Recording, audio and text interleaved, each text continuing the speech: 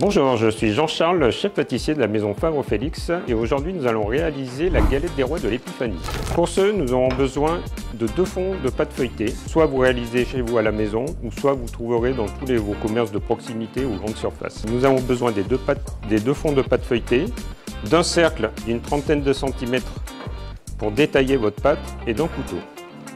À l'aide de votre cercle, vous prenez votre couteau et vous détaillez votre pâte tout le long.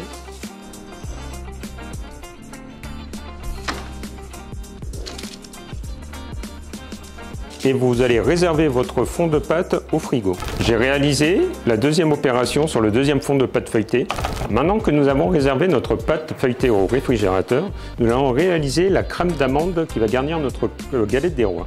Pour ce, nous avons besoin de beurre. De préférence, le beurre, c'est bien qu'il soit en pommade, c'est-à-dire vous le laissez une petite demi-heure dehors à température ambiante. Nous avons besoin de poudre d'amande, de sucre glace, d'œufs et de pâte de pistache. Nous allons réaliser donc la crème d'amande à la pistache. Une fois que nous avons mis tous les ingrédients dans la cuve du robot pâtissier, nous allons les mettre à tourner.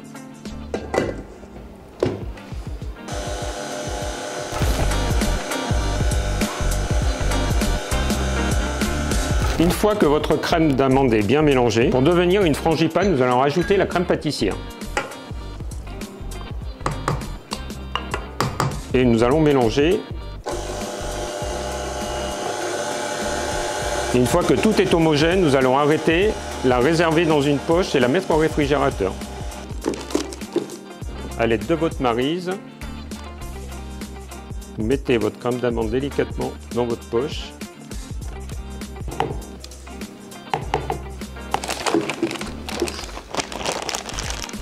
Et voilà. Nous allons la laisser reposer le temps qu'elle reprenne un petit peu au réfrigérateur. Donc une fois que notre crème frangipane est prête, que nos 2 fonds de pâte sont détaillés, nous allons réaliser le montage de la galette.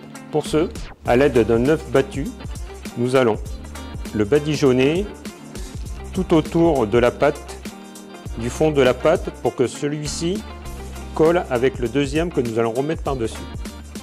Une fois réalisé cette étape, nous allons prendre notre crème frangipane et à l'aide de votre poche, nous allons la poser tout sur la pâte feuilletée.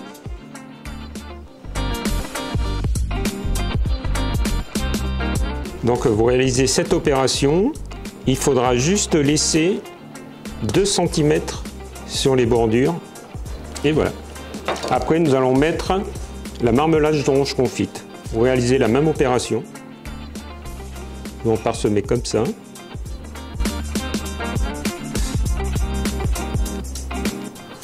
Et voilà. Nous allons mettre la fève. Le mieux, c'est de la mettre sur le côté, car si vous mettez au milieu, à chaque fois, dès que vous allez couper votre galette, à chaque fois, vous allez tomber dessus. Une fois cette opération faite, vous allez en recouvrir du deuxième morceau de pâte feuilletée. Pour ceci, nous le posons délicatement. Avec votre main, vous chassez les bulles d'air. Et après, à l'aide de vos doigts, vous appuyez bien fort tout le long. Voilà, en appuyant bien fort pour pas que la crème à la cuisson ne parte de votre galette. Donc ça, c'est une opération essentielle pour une bonne réalisation de votre galette. Une fois vos pâtes bien soudées, nous allons reprendre notre jaune d'œuf et badigeonner votre galette. Le jaune d'œuf, pour la cuisson, va donner une coloration. Et pour que notre galette soit bien dorée à la sortie du four, on va faire réaliser cette opération 2 fois. Il ne faut pas qu'on ait des grosses bavures. Il faut bien badigeonner, voilà, délicatement comme ça.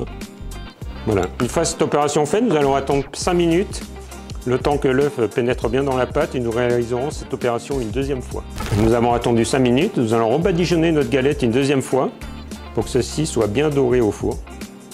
Voilà. Une fois cette étape faite, à l'aide de votre couteau, nous allons prendre avec le dos du couteau, nous allons chicoter la galette, c'est-à-dire faire des petites nervures tout autour pour qu'elle soit jolie à la cuisson.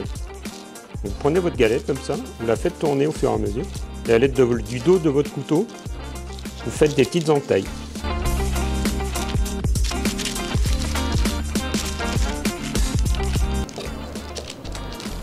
Donc voilà, notre galette est prête. Nous n'avons plus qu'à la rayer dessus ou la décorer pour que ça lui donne un joli aspect. Donc toujours à l'aide du dos de votre couteau, nous allons réaliser des lignes droites perpendiculaires comme ça.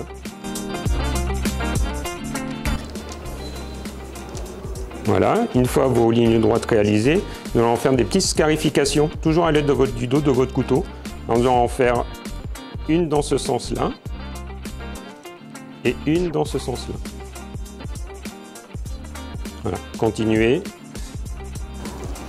Donc voilà, un coup dans un sens, un coup dans l'autre. Et voilà, votre galette est presque prête pour mettre au four. Avant de la mettre au four, nous allons la piquer à l'aide de votre couteau. En fait, la piquer comme ça, il faut bien la piquer tout autour. Comme ça, à la cuisson, vous verrez, elle va monter régulièrement. Elle ne va pas faire des bosses dans tous les sens. Elle sera parfaite. Et ça, il ne faut pas hésiter. Vous pouvez y aller. Vous mettez des petits coups de couteau comme ça. Tout autour. Faites comme un escargot un petit peu si vous voulez. Et voilà. Notre galette est prête. Nous allons la mettre sur une plaque. Et nous allons la laisser reposer pendant une demi-heure au frigo avant de l'enfourner à 180 degrés pendant 40 minutes.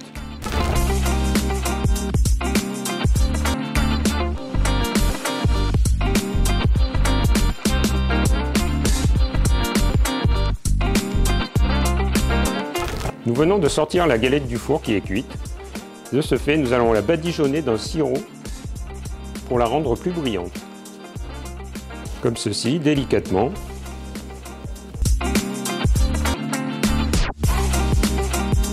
Vous en mettez bien partout.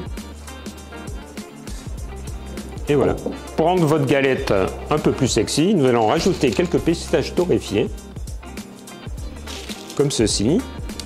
Vous en parsemez un petit peu partout.